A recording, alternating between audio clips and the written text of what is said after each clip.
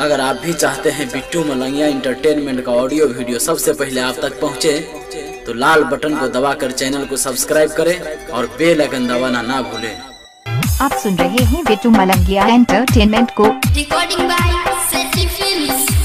छौरी पटेल गई उचुमा मंगल कई बाबू हो बाबू बड़ मार मरल कई बाबू हो बाबू बड़ मार मरल कई बाबू हो बाबू बड़ मार मरल कई चुमा ले त ओकर भैया देखल कई निमन से हरदी चूना लगल कई निमन से हरदी चूना लगल कई निमन से हरदी चूना लगल कई तैयो नहीं लबरी छौरी हमारा बचल कई छौरी के बड़का भैया लाठी से पिटल कई हो।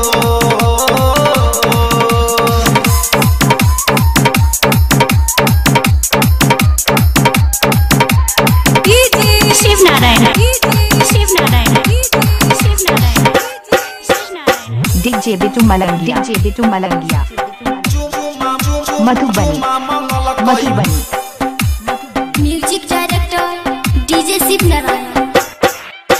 छौरी के चक्कर में तुथना फोड़ल कई मोट मोटा डंडा पीठी पधल कई मोट मोटा डंडा पीठी पधल कई मोट मोटा डंडा पीठी पधल कई मार मार के गाल पर कला फूलल कई मुंह से छर छर लेहू बहल कई मुंह से छर छर लेहू बहल कई मुंह से छर छर लेहू बहल कई तैयो नहीं लबरी छौरी हमारा बचल कई छौरी के बड़का भैया लाठी से पिटल कई हो।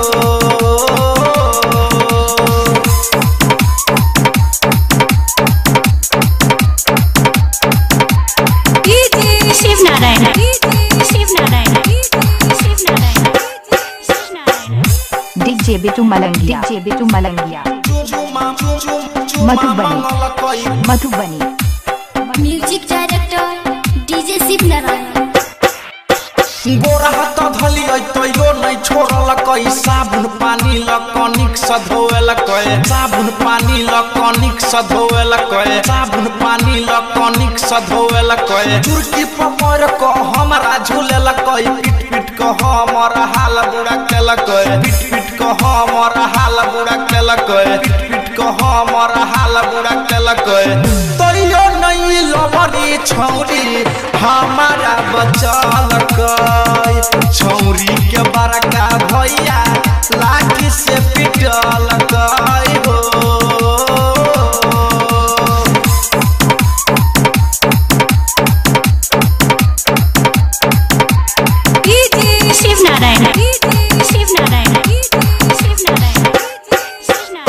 डीजे बिट्टू मलंगिया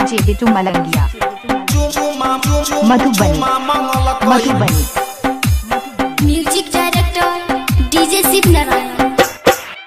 हो राइटर संगीत एक चाटी मरल कई पवन पुरबैया के फोन से बोलल कई पवन पुरबैया के फोन से बोलल कई पवन पुरबैया के फोन से बोलल कई रोशन बिन हमर डंगड़ी तोड़ल कई रंजित मुकेश धके थुथना फोड़ल कई रंजित मुकेश धके थुथना फोड़ल कई रंजित मुकेश धके थुथना फोड़ल कई तैयो नहीं लबरी छौरी हमारा बचल कई छौरी के बड़का भैया लाठी से पिटल कई हो।